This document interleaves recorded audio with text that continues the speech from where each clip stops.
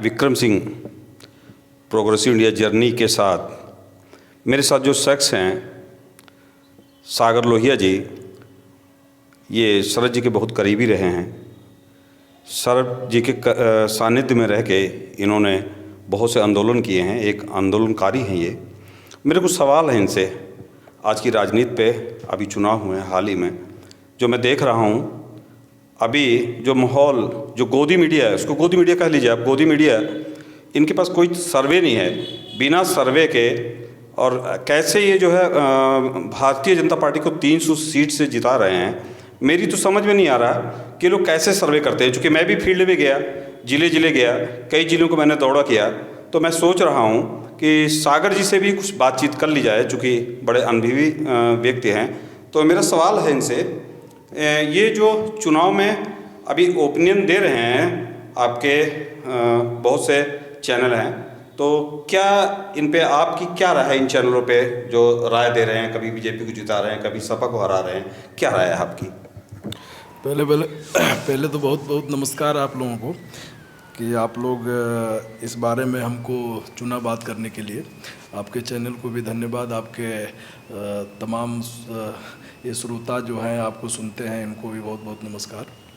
देखिए, ये जो चुनाव अभी हो रहे हैं और जो अभी इसका 2 दिन बाद रिजल्ट आना है, और उसके चुनाव के जो 7वें चरण थे उसके ख़त्म होते ही ओपिनियन पोल आने लगे।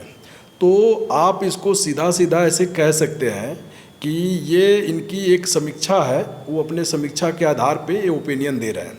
लेकिन इसको कंफर्म करना कि कौन कितनी सीटें आ सकता है, ये गलत है। इसलिए कि कोई किसी के बक्से में, उनके घर के बक्से में या उनके ईवीएम में या उनके पास ये वोट शिफ्ट नहीं है जिसको वो गिन के बता रहे हैं। वो उस आधार पे बता रहे हैं जो उनकी समीक्षा है। शायद वो गलत भी हो सकती है, लेकिन ये रुझान का जो मैटर है कि जो आप देख रहे हैं, तमाम सोशल मीडिया के चैनल हो या तमाम इलेक्ट्रॉनिक चैनल हो या प्रिंट मीडिया के चैनल, इनके तमाम पत्रकार साथी इस चुनाव में ज़मीनी स्तर पे गए, उनका अपना एक सर्वे है, ओपिनियन है, जिसके हिसाब से वो अपनी अपनी बात कह रहे हैं। लेकिन मैं इसमें आपको बताना चाहूँगा कि एक स्वतंत्र भूमिका में रह के हम लोगों ने जो एनालिसिस किया है, इसके पहले 2-3 चुनावों का हम लोगों ने समीक्षा किया था, जो 100% मतलब सही आया, मतलब उसका जो अनुभव था उस अनुभव से बाहर नहीं गया। तो मैं आपको ये बता देना चाहता हूँ कि ये जो गणित है वो सीधा सीधा मतलब वोट के खरीद बिक्री पे हुई है।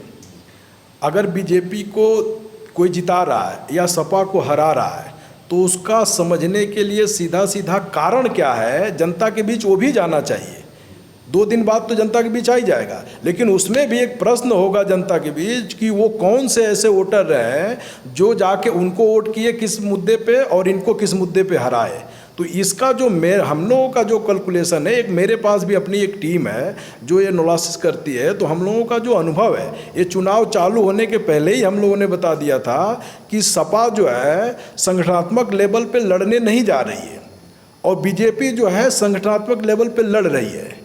जो अगर सपा हारती है तो उसका सबसे बड़ा जो कारण होगा वो सिर्फ ये होगा कि सपा का अपने वोटरों पे पकड़ न होना, उनके कार्यकर्ताओं द्वारा वोट का बढ़िया से अच्छे तरीके से वोट को बूथों तक ले जाके वोट न दिलवा पाना, ये सबसे बड़ी कमी हो जाएगी।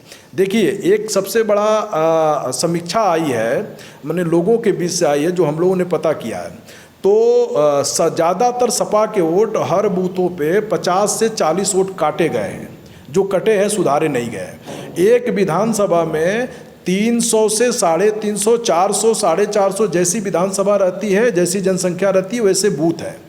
अगर 300 की बूथ के हिसाब से देखेंगे और 50 वोट अगर माइनस है तो 15,000 वोट नुकसान हुआ, और 15,000 वोट को प्लस करने के लिए 15,000 वोट और चाहिए। तो अच्छा, मैं आपको रोक रहा हूँ। जो वोट काटे गए हैं किसी के भी इशारे से जैसे भी कटे हों, तो वोट किसके वोटर थे, किस बिरादरी के थे? या टारगेट करके काटे गए थे या ऐसे भूल चूक में कट गए हैं? कैसे, क्या उसके बारे में आपकी क्या समीक्षा है? देखिए, इसमें जो हम लोगों ने पता किया, 18 लाख वोट पूरे प्रदेश में कटे हैं, जिसको अखिलेश जी ने वो चुनाव आयोग को सुधारने के लिए दिया भी था। ठीक है, वो सुधरे नहीं।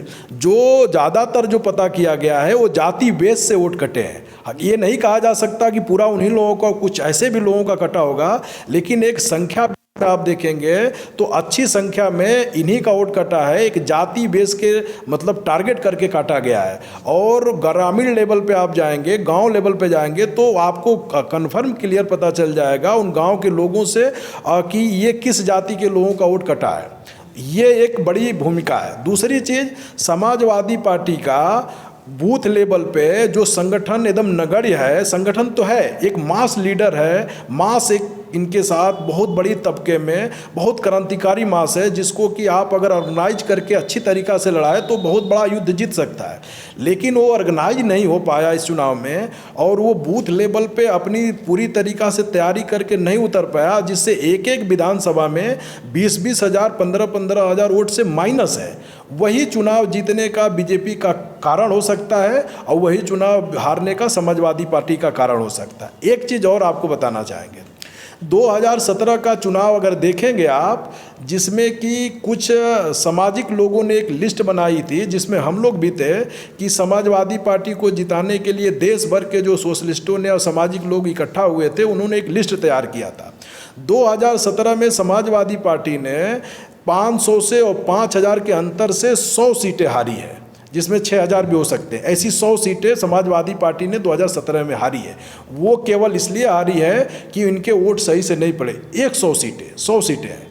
उसी तरीके से बीजेपी जो है अपने एक एक वोट को बूथ पे डलवा रही है, और इनके एक एक 20-20 वोट, 10-10 वोट ऐसे छूट जा रहे हैं, और 40 से 30-30 वोट, 50 वोट कटे हुए हैं।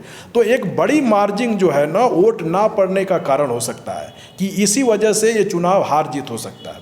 दूसरी चीज़, आपको सबसे बड़ी एक चीज़ है जिसको ये मीडिया नहीं बता पा रही है, एक सबसे बड़ा तबका है कि लोगों ने, कई बार लोगों से हम लोगों ने कहा कि संगठनात्मक ढांचा कमज़ोर होने से ये बीजेपी जीत जाएगी और समाजवादी पार्टी हार जाएगी, जो इनका वो है।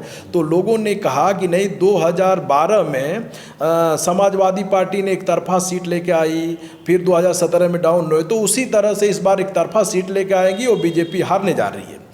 हम आपको ये बताना चाहते हैं कि जब 2000 के बाद बीजेपी कमज़ोर हुई है, तो उसका जो वोटर रहा है सवर्ण, वो ट्रांसफ़र होता रहा इधर उधर, बनिया को छोड़ के।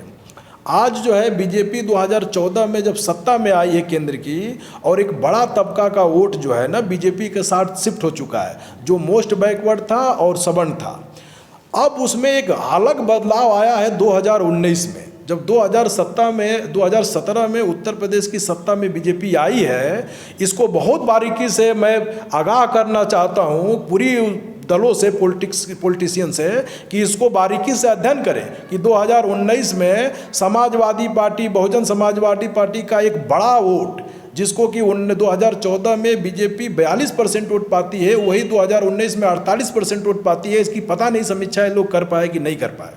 तो 2017 में जब बीजेपी आती है तो उसने एक बड़े वर्ग पे काम किया, जो महिला थी, जिसकी संख्या 50% है।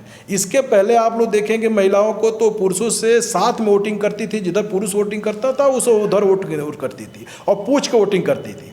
2017 में जब ये बीजेपी आई है और पूरी योजना महिलाओं के नाम से दी, आप डिस्ट्रिक्ट अभी थोड़े दिन पहले भाजपा का बहुत बड़ा विरोध देख रहा था, चैनल भी सारे बोल रहे थे कि भाजपा का बहुत बड़ा विरोध है। तो ऐसा तो नहीं है कहीं जो भाजपा का बहुत बड़ा विरोध था, भाजपा ने अपना जो है टारगेट किया, और टारगेट करने के बाद जो बीच में राशन, नमक, चना ये सब बांटा, इसका असर था क्या महिलाओं के ऊपर?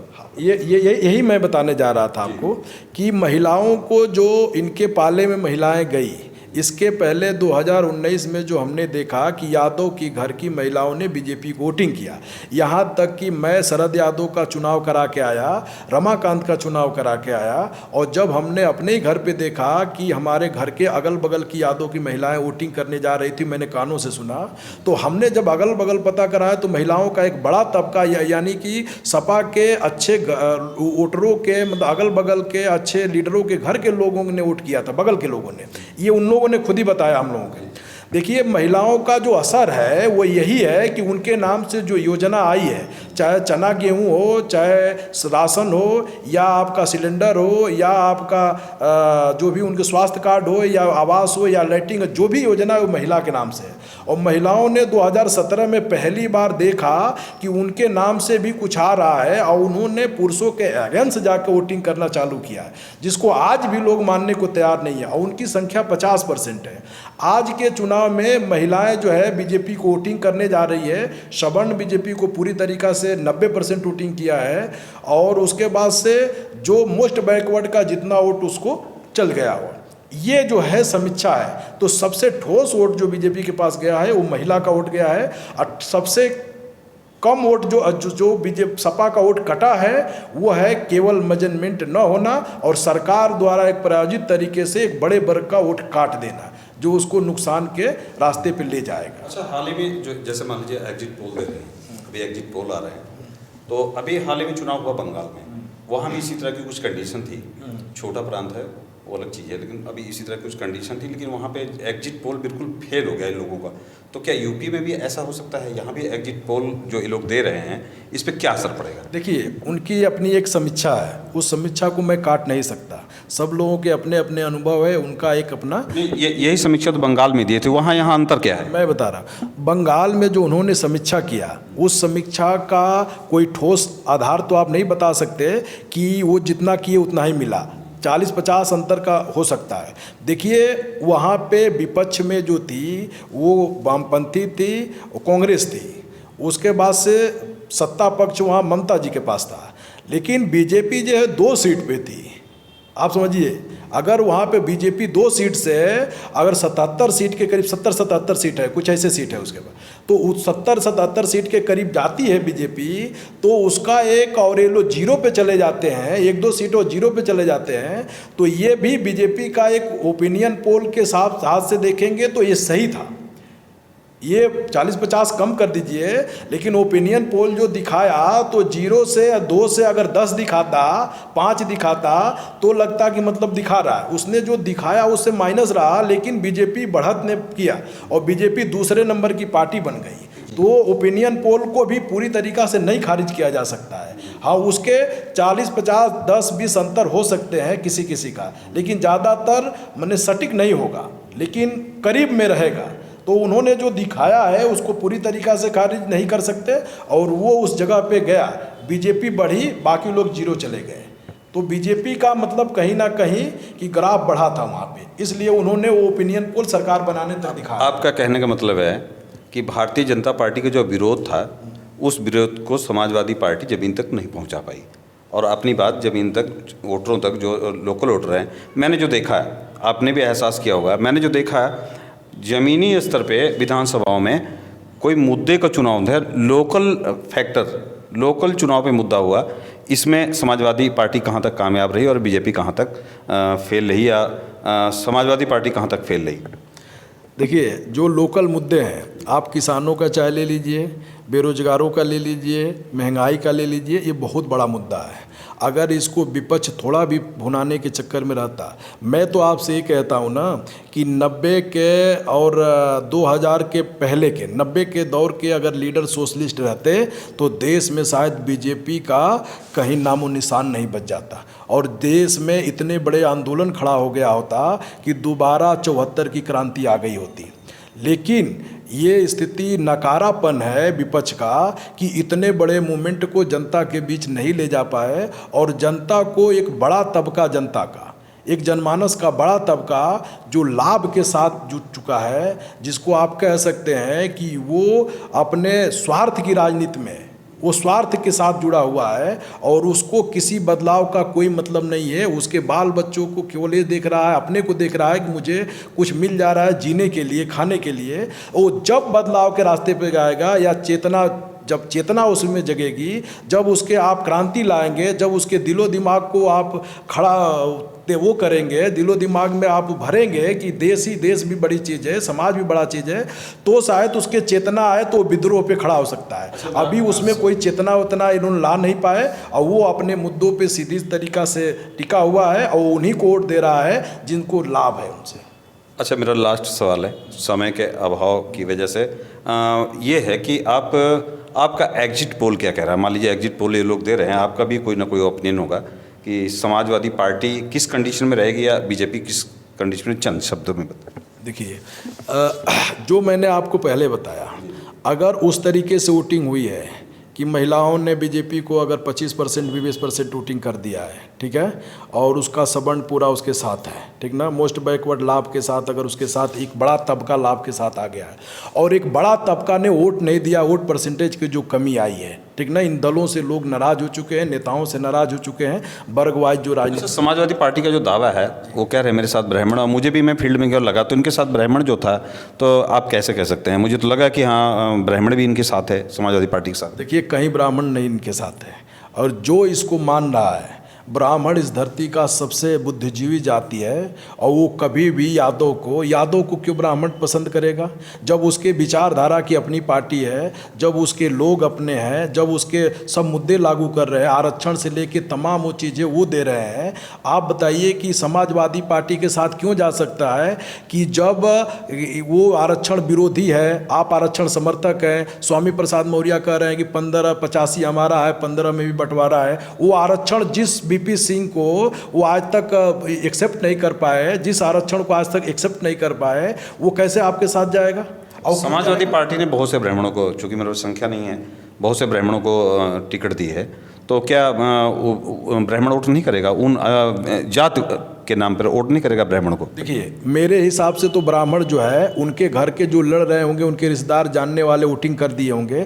ठाकुर ब्राह्मणों का एक बड़ा वर्चस्व है यहाँ पे, जोगी जी को लेके कि ठाकुर राज करा, ब्राह्मण की पार्टी, ब्राह्मण के लोग की पार्टी, लेकिन नहीं कर पा रहे। लेकिन वो प्रेशर पॉलिटिक्स है, केवल बीजेपी पे प्रेशर बनाए हुए हैं, उनको अपने जगह ले। ब्राह्मण को वोटिंग नहीं दिया है। 10 तारीख को आपका जब वोटिंग बूथ खुलेगा, आपके बूथों पे सर्वे करा लीजिएगा, आपको सब दूध का दूध और पानी का पानी पता चल जाएगा, और अखिलेश जी को भी क्लियर हो जाएगा कि जो एक बड़ा तबका इनको करके सामाजिक न्याय के लोगों को इनसे दूर रखा था कि ब्राह्मण नहीं जुड़ रहा इनकी वजह से, वो भी इनको समझ में आ जाएगा और उनकी चापलूसी भी समझ में आ जाएगी। ये है। बहुत बहुत धन्यवाद सागर लोहिया जी। 10 के बाद, रिजल्ट के बाद हम आप एक बार फिर बैठेंगे। बहुत अच्छा आपने सर्वे दिया, बहुत अच्छा आपने अपने विचार रखे। मैं प्रोग्रेसिव इंडिया से विक्रम सिंह, धन्यवाद।